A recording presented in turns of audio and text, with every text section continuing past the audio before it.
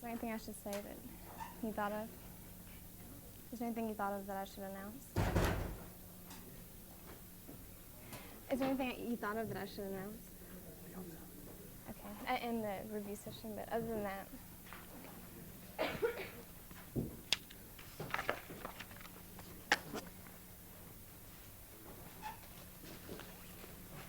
Okay.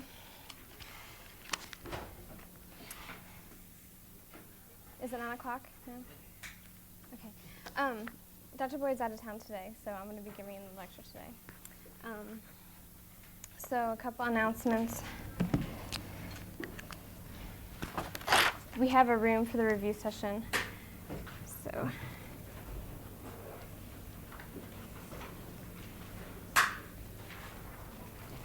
it's room 380C. Oh, and office hours for Leo and I.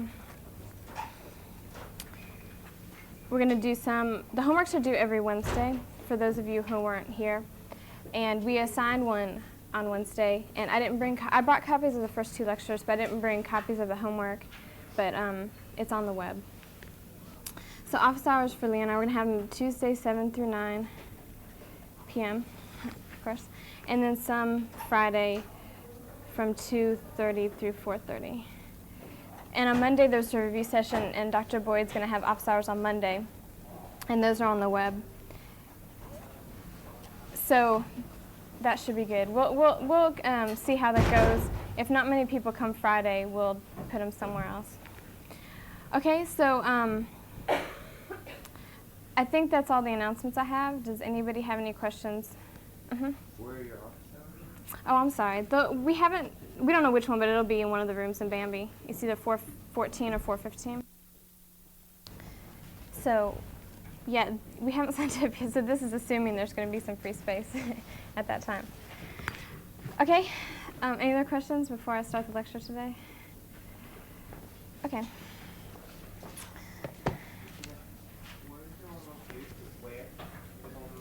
Huh?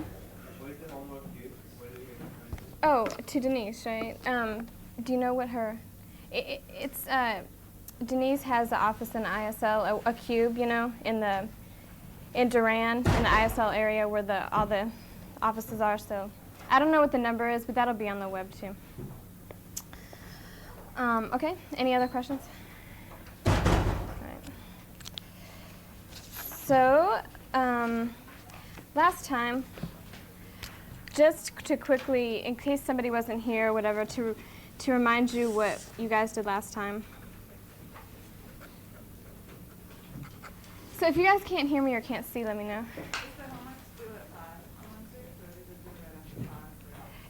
Probably it's like 4:30 or something. It'll be in the afternoon or evening, not at class. Okay, so last time we introduced the idea of a signal, which is not a new idea. And Dr. Boyd talked about, talked about a couple different signals that would be used a lot, being the unit step, right? And then the unit ramp. Okay. So this one, the unit ramp goes like 0 when t is less than 0, and t when t is more than or equal to 0. But this is all from last time. A rectangular pulse, which is something like this, and sinusoid.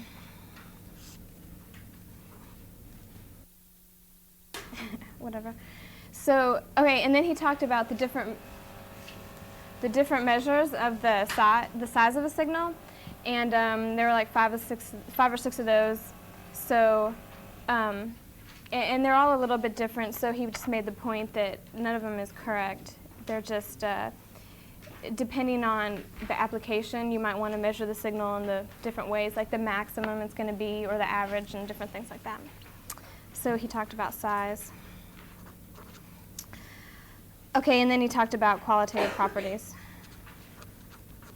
like if the signal decays or if it explodes and things like that.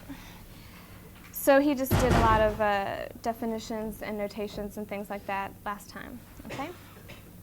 So does anybody have any questions about what we discussed last time before I start? Okay. So today the main topic is going to be impulsive signals. So this is just another. It's a little bit different than a function like the unit step, like that we talked about last time, but it's just another type of signal like that. So this is just a specific signal we're going to talk about today, but it's going to come in handy a lot, and not just in this class, but in all of EE and a lot of other areas too. Okay, so it's called the Dirac delta function, or the unit impulse, and it's almost always denoted with this symbol right here. And or sometimes this is called a singularity function. So it's an idealization of a function signal, and it has these properties.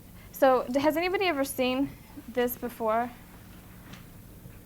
Okay, a very few people. Okay, so I'll try to assume no previous knowledge here. Okay, so the property of the delta function is that it's very large near t equals 0, and it's very small away from t equals 0, and it has the integral 1. And these three things are the formal properties of it. It doesn't, and a lot of times it's drawn like this, or this is a good way to picture it, but it doesn't necessarily look like this. And actually it can look like a lot of different things. It could be a lot of different functions fall into this class of delta functions. So let me just, for example, as long as it has these three properties, then it's considered a unit impulse or a delta function. So for example, if you had a function that looks like this, that starts at negative epsilon and goes up to 2 epsilon. So it has a unit, an area of 1, and it's near 0 as epsilon. So, I should say that as epsilon goes to infinity, right? So all these properties are true in the limit. So in the limit, as epsilon goes to infinity, it's very large near 0, and it's very small away from t equals 0. So it's 0 everywhere else but it's 0. So just to show you, you could have something that looks like this even. It doesn't have to necessarily be the maximum value at 0. It could be anything. As long as in the limit, as epsilon goes to infinity, it has these properties, then it's considered a delta function. Okay? Mm-hmm. In your plot to the left, Yeah. your peak should be 2 over epsilon, I think. Oh, yeah, I'm sorry. Thank you. And Yeah, like that. the limit should be epsilon going to 0. Thank you. Okay. Okay, so, yeah, thank you. So as long as it has these properties, then it's a delta function. Okay, so that's the meaning of this statement here. The exact shape of the function doesn't matter, and epsilon is very small. Okay, so like I said, this is a formal property that it's very large and very small, but that doesn't sound very formal, right? Very. And so what is large and what is small? And so here when he says it depends on the context, that means that in relation to everything else that it's being compared to. So for example, if you say you have a circuit or something and you're looking at a voltage, and the voltage is, say, pretty much DC, like 1 volt at all points, but except at 0, it goes really high, like it goes up to 100 or 1,000 or 1,000,000 or something. That's considered very large. Depending on the application, it's considered very large compared to what it is at all points in time. So the voltage in a circuit, in an element or a voltage source or whatever, might go up like this to 1,000. So we just consider that very large compared to 1 volt. So we don't really care how, and if it does it like, say you're looking at this voltage source for maybe a couple minutes or something, and it does it like in the span of a nanosecond. We don't really care sometimes maybe how quickly it goes up or the exact shape, if it goes up roundly or very sharply. As long as we know it does it quickly and it goes up very large compared to everything else, we might want to model it as a delta function because we don't want to worry about the messy details of the exact shape of this thing. All we care about is the fact that it goes up very large. So what we do is we draw this as a delta function. And it's usually drawn as an arrow pointing up at 0. So, so that's shown here, like when we add it to this other function, t plus 1 is denoted by this line, and the delta function is denoted by an arrow going straight up at 0. Okay, and that's, here's the function t plus 1, and this is the delta function. Okay? So here we would have, this example I was doing, we would have 1 volt, and then we would draw an arrow straight up. Sometimes it's drawn on top of the function like this, sometimes it's drawn down here, so you might see it different ways. Okay, so I'm going to talk more about these properties and different things about the delta function. So if anybody has any questions, just, How do we know where the delta function is located, whether it's at 0 or at some other point in the graph? just where, Where do we draw it? just wherever it is on the time scale. What are you asking? So just by looking at that equation, t plus 1 plus delta t, how do you know to place it at 0? Because it's at, I'm going to talk about this more in a second, but if it wasn't at 0, the property of the delta function is that it's 0 whenever, it's at infinity or goes to infinity at when its argument is 0. So if you had delta at t plus 1, its argument is 0 at negative 1, so then it would be, but I'm going to talk about that in a second. That's a good question. Okay? So more about the formal properties here.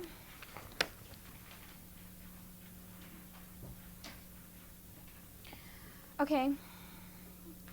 So the formal property of the delta function is this property that when you multiply it by another function and you integrate it over a range that includes 0 or where the delta function occurs, then you get the function at that point. You get the value of the function that you multiply it by at that point.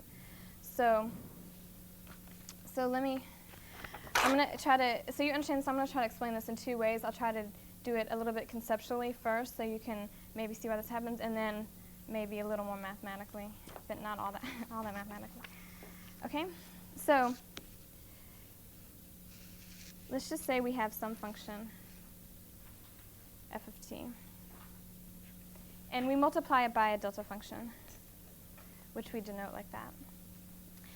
So, and then we want to integrate this over a range. And so we see here that the range starts somewhere less than 0, and it continues on somewhere more than 0. Okay? So that's the definition of this statement here. And you always have to include this f is continuous. If f is not continuous at t equals 0, then this doesn't hold because f of 0 is not necessarily defined at that point, right? Or even if it is defined at that point, we can't necessarily do this. So we know we're multiplying these 2 functions, and the delta function we're modeling as something that's 0 everywhere t is not equal 0. So whenever you multiply something by 0, you get 0, right? So what I'm going to do is sort of blow up this little range right here, and we'll look at it, okay? So as I said before, the delta function, we're modeling it as anything that gets really big at a very small area. So we don't really know exactly what it looks like, but we just know in this small time period, epsilon, it gets really big. So it might look something like this. So this magnitude is very big, and this time scale is very small. And then it's multiplied by this here, some function. Okay? But as we look at a smaller and smaller time scale, because remember we said the delta function is in the limit as epsilon goes to infinity, or, yeah, at 0. So the definition of f being continuous is that as we look at it smaller and smaller around at one point, it gets more and more we come to the same value as we come from the left as we do from the right, correct? That's the definition of being continuous. So as we look at that and we multiply these two functions, everything else gets to be 0, and then we just multiply these two things, and we get something that the area of this is 1, and then the value of this is just going to be constant. So does that make sense conceptually why that happens? Okay, and so then if you want to look at the formula, it's pretty much the same reasoning. So we know that this is only non-zero around a very small area from negative epsilon to epsilon, and the limit is epsilon goes to 0. Because it's just, this is equal because it's 0 everywhere else. So then, like I said, as f of t, if it's continuous, then we know as we look at it a smaller and smaller range, then it just becomes to be a constant. So this in the limit is going to f of 0. So since it's a constant, we can take it out of the integral. And when we integrate over the delta function, we said this formal property, it equals 1. So it equals f of 0. All right? So this is the most important property of the delta function, and this is why it's useful. And one of the reasons that makes it really useful and a really good thing to model. So does everybody have a good feel for this now? Any questions about it? Okay, so let's mention a few things. Right, so this is what I said. It acts over a very small time interval, so f of t is approximately f of 0. Right, and okay, so the formal properties of the delta function is this here, the most important one. And then here, that's 0 for everywhere t is not equal to 0 always. And then delta 0 isn't really defined. So there's a lot of different answers if somebody asks you what's the value of the delta function at time equals 0. And the most correct answer you could say is that it isn't defined if somebody asked you that. A lot of people would say infinity, and that's not wrong, but it's not necessarily true, right? It's really big. And it depends on the application, what you consider really big, but it's not really defined because of the fact that the delta function is not one particular function. It's not a function where you put in a value of time and you get back the same argument no matter what. There's a lot, like I said, there's a lot of different delta functions that are considered delta functions, a lot of different shapes and different values. So since it's not one particular set function, you can't say the delta function at 0 is infinity, or it's really big, like a million or anything like that. You just you have to say it's not defined. Does that make sense? So if you say the delta function of 0 equals infinity, that's not wrong, but you might want to say it's modeled as infinity to be absolutely correct. Okay? So these, I think, are the 3 properties that define the delta function. If you always follow these 3 properties, you'll be in good shape. And here's just another few comments about it. So, oh yeah, and definitely this one, that the integral of it is equal to 1. Okay? So, and this is including if you include the delta function, the integral is equal to 1. Like I said, obviously if you don't include the interval where it lies, then it's 0, because the value of it is 0 everywhere else.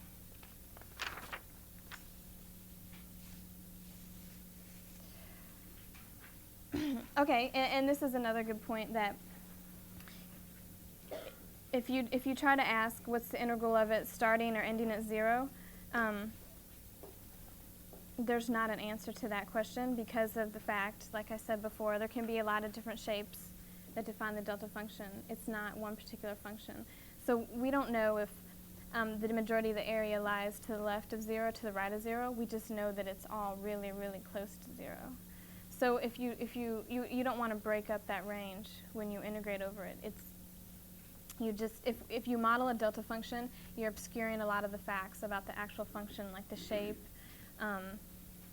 and the value of the epsilon range in which it lies. So once you've modeled something, a signal, as a delta function, then you've made a lot of things ambiguous about it, okay? So that's actually one useful fact about the delta function, but it makes a couple of these answers, questions unanswerable. Does that make sense? Okay. Let's see. So if you want to say something like this, integrate around the range of 0, you want to use limits of like a minus or b plus. So if you say, instead, say here a equals 0, instead of integrating from 0 to b, you integrate from 0 minus or a minus to b, then you're in good shape. Then you can say it equals 1. Because that, just by saying a minus, have you seen that notation in calculus before? It's by saying you're integrating right before it. And so you're not including anything but what exists at 0 in the limit of epsilon, but you are including that. So this little minus makes you able to say, yes, I've included the whole delta function in my range of the integral. Okay? Yeah, like he said here. Okay, so this statement is what I was trying to say to you. There's no such function. There's nothing that can go to infinity in real life, right? I mean, you know, what is infinity? You know, if you can define infinity, then what's infinity plus 1, right? So it's a model, but it's a very useful model. So a lot of times when you're doing homework and stuff like that, you're going to say, yeah, the value at 0, delta of 0 equals infinity.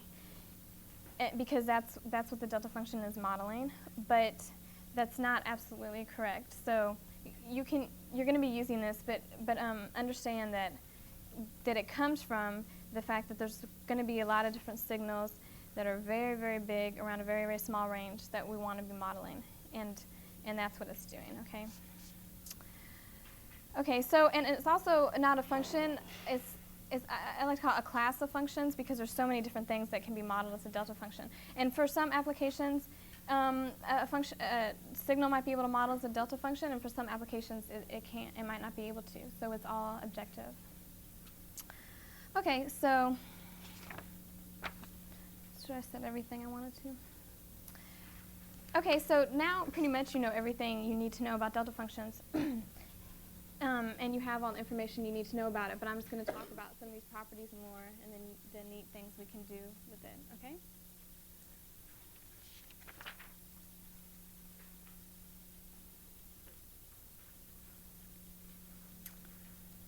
Okay, so this is about the question before about a shifted delta function. And so it's just, and so we know we just shift, this in the argument means we just shift by positive t.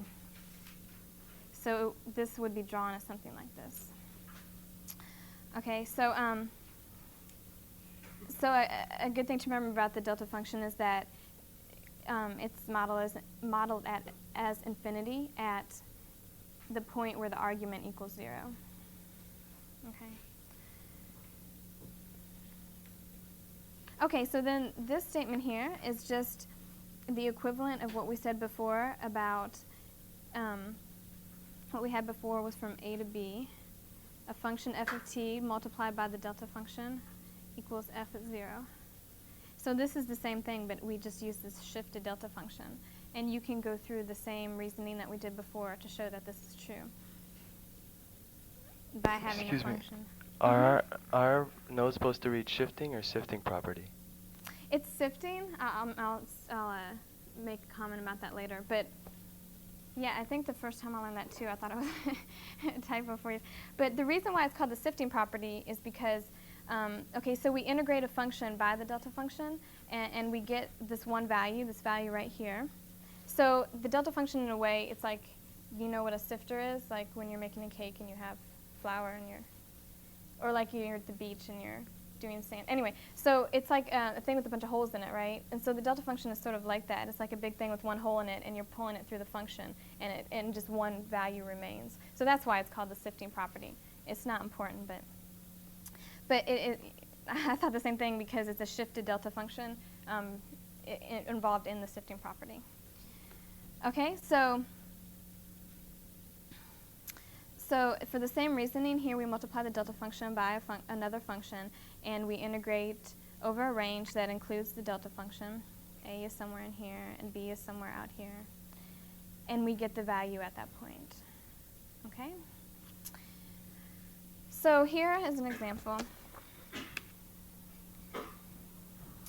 If we want to integrate this function f of t multiplied by this whole function that involves delta functions, we know it's linear, so we can look at each of these summations under a different integral. So we have the first quantity, 2 f of t, integrated from -2 to 3, is exactly what it is right here, this first term.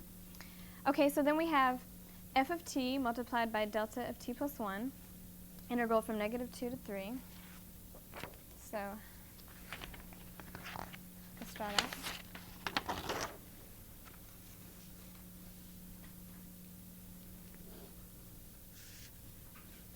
So we have some function, we don't know what it is, and we're integrating it from -2 to 3. We want to find the total area under here. We have a function multiplied by 2, which is just a constant. So we have 2 multiplied the area under this function, which is this term.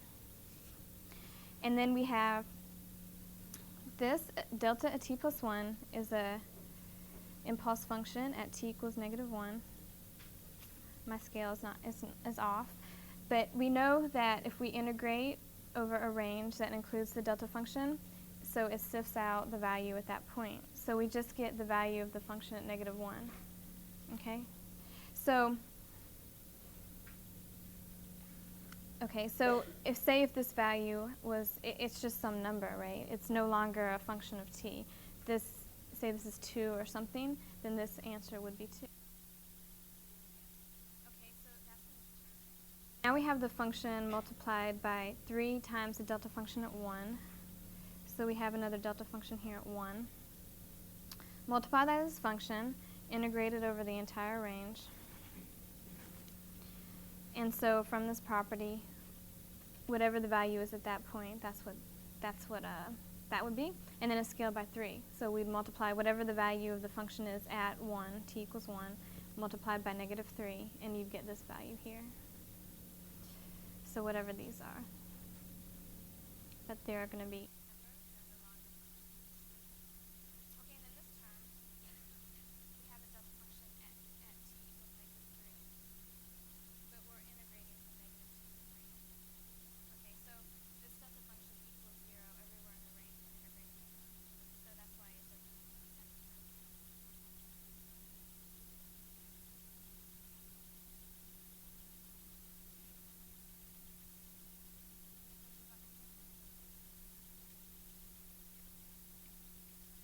So, like an example where the delta function was scaled by -3, there's a comment about this.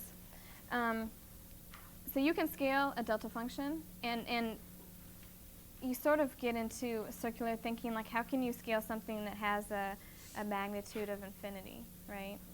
So you might say, yeah, this equals infinity at some point. Then if you scale it by something, it's still infinity, so it doesn't matter. But that's not true, because you integrate from here to here, and the integral should be 1 if you integrate over the delta function at all. And if you scale it, it's going to change the integral. So I don't want to harp on this, but it comes from the fact that it is some actual function. If you scale it, you're going to change the area under it. Okay. So if you scale the delta function and you do the sifting property, you get the scaled version of the value of the function at that point in time. Capital.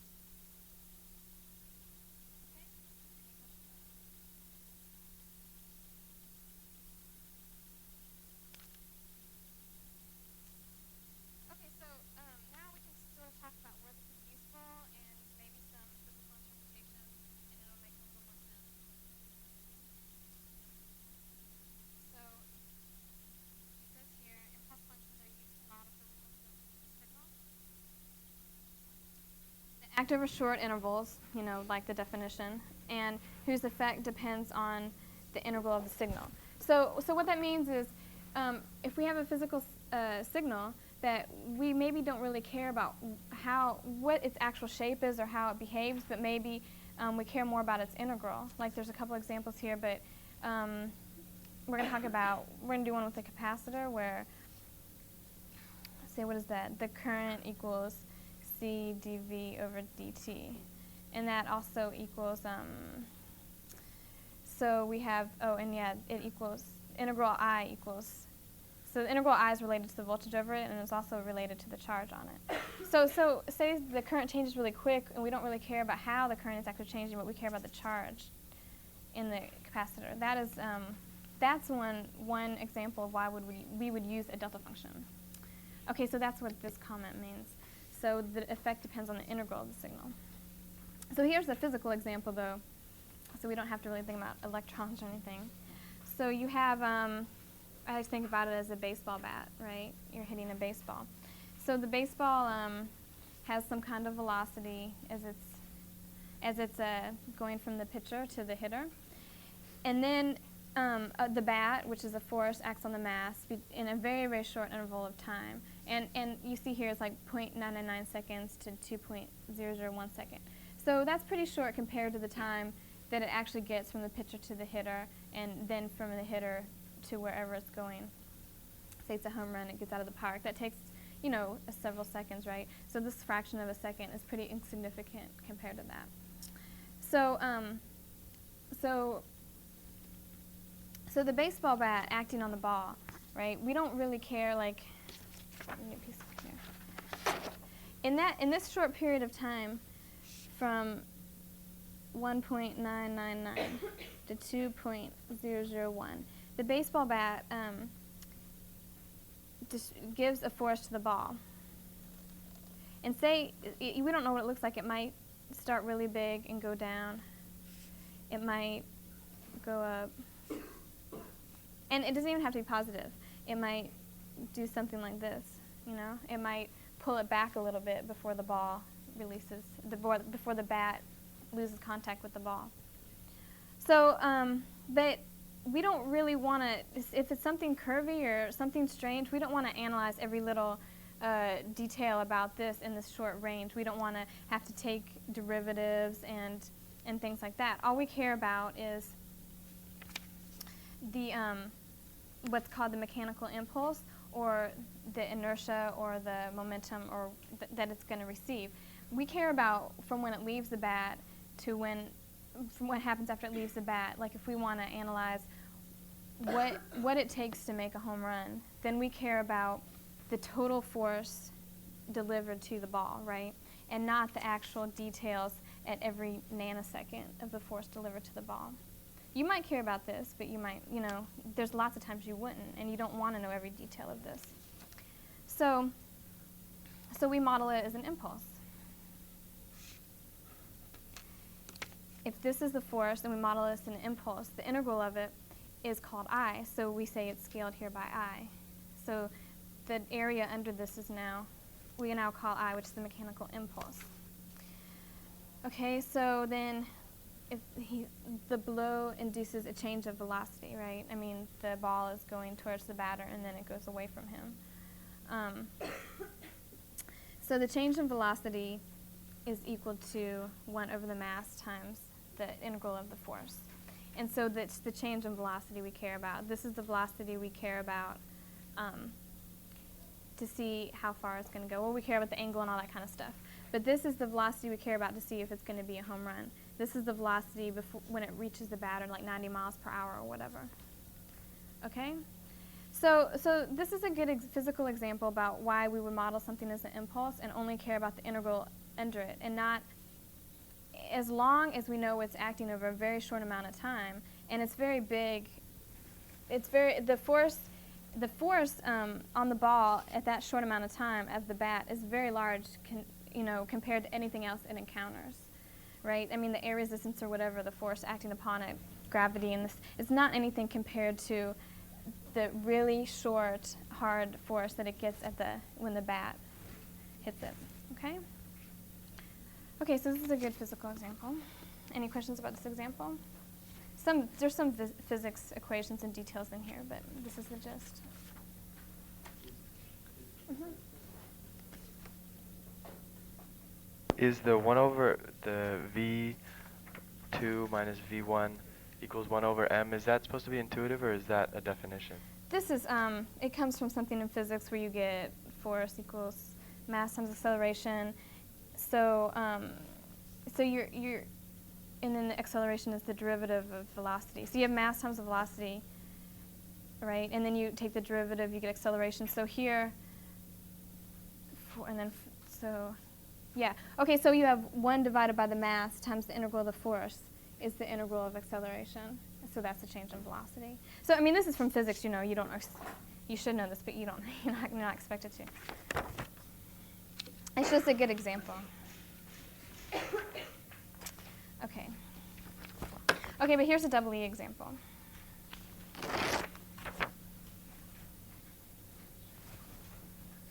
Okay, so like I was mentioning, a capacitor is a perfect example about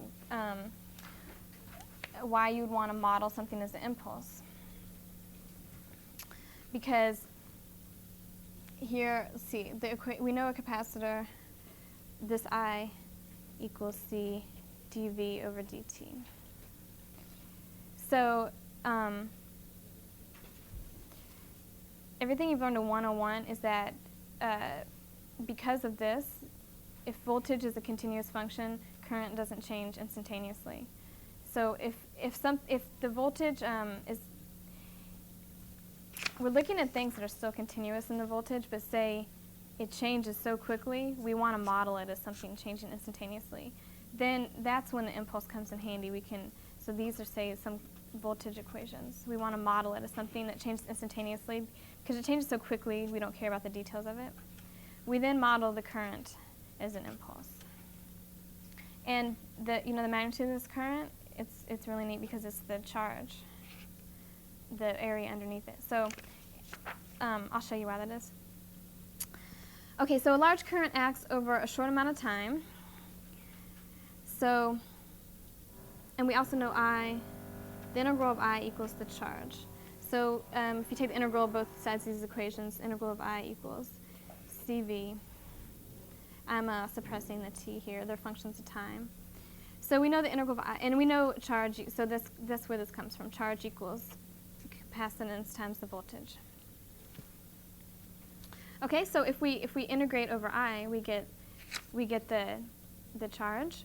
So we get the change in charge. Like,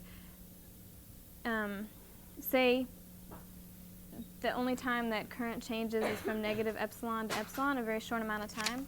Because we know if we change, the only time we have a current is when the voltage changes. So if the voltage is something that changes from DC 0 to a DC value of 5 or something, then the current, there's no current in it except at this instantaneous change.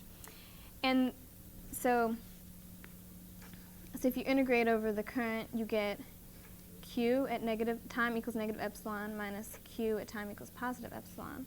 So the change in charge is going to be the magnitude of this impulse. Okay? So now we don't have to say, okay, the voltage changes really quickly from negative epsilon to epsilon, and it does so maybe exponentially or something, and then it cuts off. So then we'd have to integrate that, differentiate that to know that this changes really quickly like this, and the slope of it and all that kind of stuff. But if we don't care about that, we just know it does it really quickly, we just care about the charge transfer. So we say, oh, well, I don't care.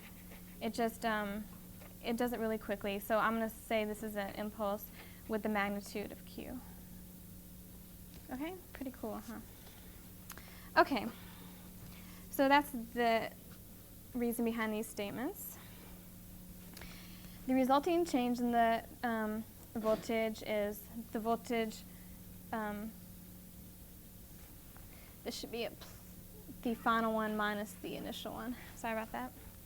Okay, so the resulting change in the voltage is the final voltage minus the initial voltage. So, so this picture here denotes a voltage that changes instantaneously at time equals 0, and there's no other change in it. And so using these equations here, the change in the voltage is the charge over the capacitance.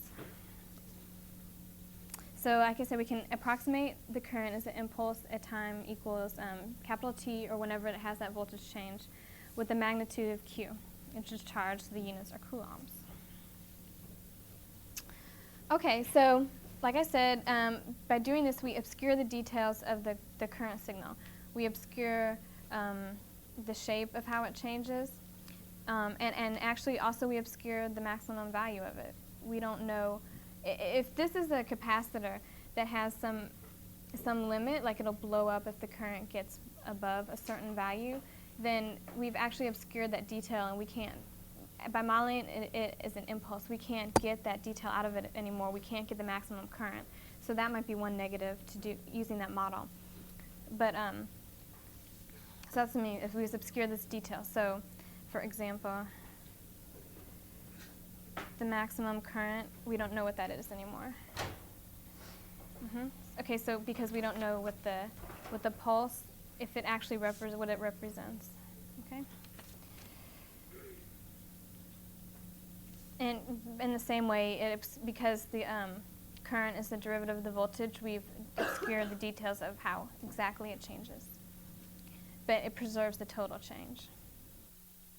So if we care about transfer of charge, that's how in this example, that's how we can. Okay, and always this disclaimer, it's a reasonable model for time scales much less than epsilon. Like if you have a circuit that you're looking at for 5 seconds, and this happens in a nanosecond, that's probably very reasonable for you, for what you're doing.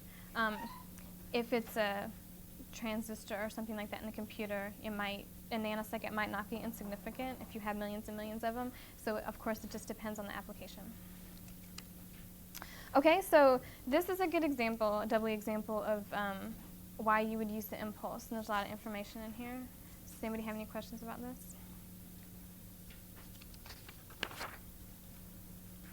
Okay.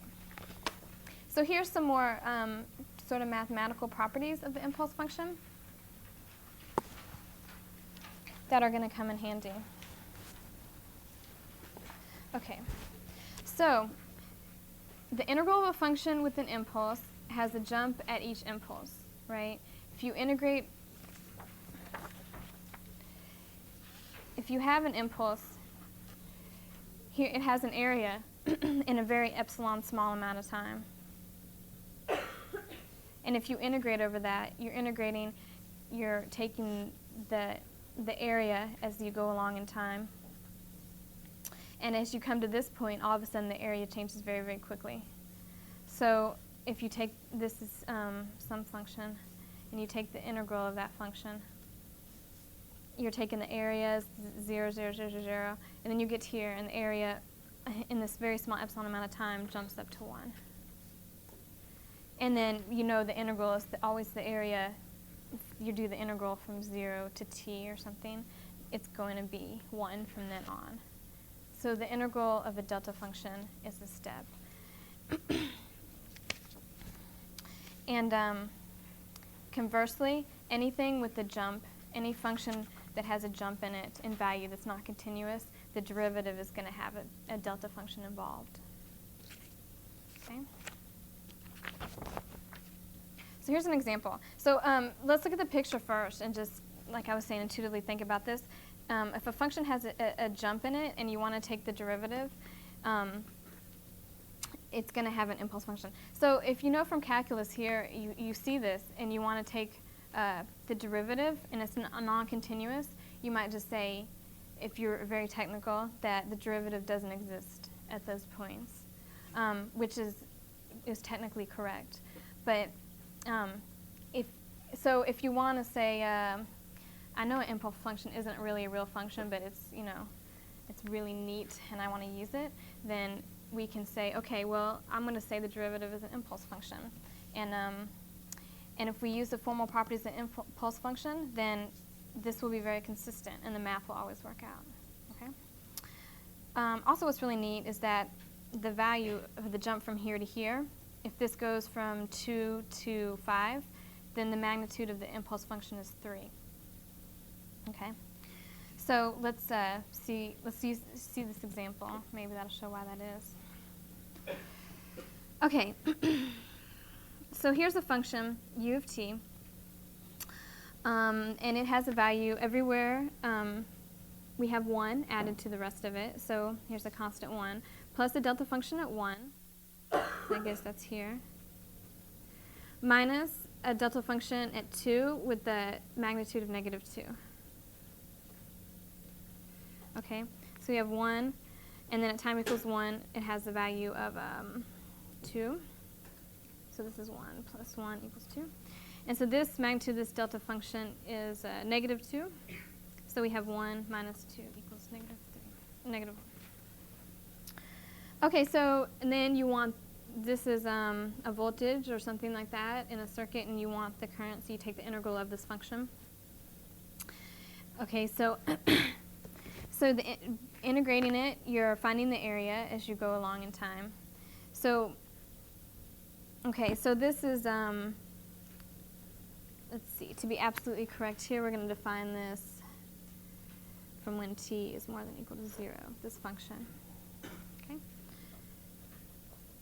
Okay, so you're integrating this, and you're going along, and you're finding the area as time increases. And here, before we reach to the delta function, we go along here. The area increases linearly, right? We're adding this area to it as we go along. So in this range from t equals 0 to 1, we have the function t. That's the basic integral. Okay, but so the area goes up. So, but all of a sudden we get to 1, and we jump over this little epsilon amount of time, and the integral, we add to it an area of the magnitude of this delta function. So we add to it an area of 1 because we have a delta function. So it goes up by 1. Okay, so I guess here we have time equals 0. Here we have time equals 1. This magnitude here is 1. This magnitude here is 2. All right, so then we go here a long time in the next second, and area continues to increase linearly. So at time equals +2, we have a magnitude here of 3, and what would we call this? Time equals 2 minus up here. And then we encounter this little epsilon amount of time in which we have an area of this impulse function is -2. So we add to the area -2, and we go back to the value of 1 at time equals 2 plus. So I'm going to say here time equals 2 minus and time equals 2 plus. And then, of course, we continue to integrate over the constant. So this is going to continue to, area is going to continue to increase linearly. So here's this signal u of t, and here's this integral. Okay, so you're probably going to become very familiar with seeing functions with that jump instantaneously in time and knowing instantly that the integral is an impulse and vice versa. Seeing a function with the delta function and knowing that its integral has a jump in it. Okay, any questions about this example? So it's sort of a way, the delta function is a way to get around discontinuities. If you have a discontinuous function and you still want to be able to manipulate things like its derivative and conserve the idea of charge or area and stuff like that, the delta function is a great way to do that cleanly.